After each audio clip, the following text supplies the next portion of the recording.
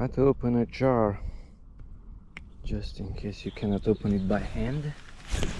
So if you cannot open it, then take a screwdriver and insert it below and slightly twist it, rotate it. So here it's slippery, there it grabs, it's not twisting. Here is also okay.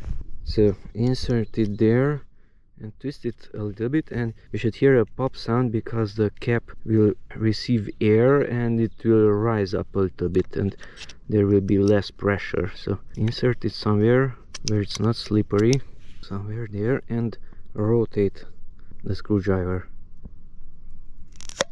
That's it. Now you can easily open it.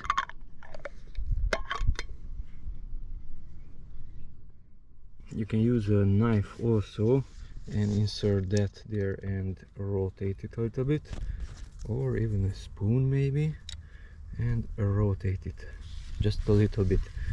Don't deform the metal or don't break the glass.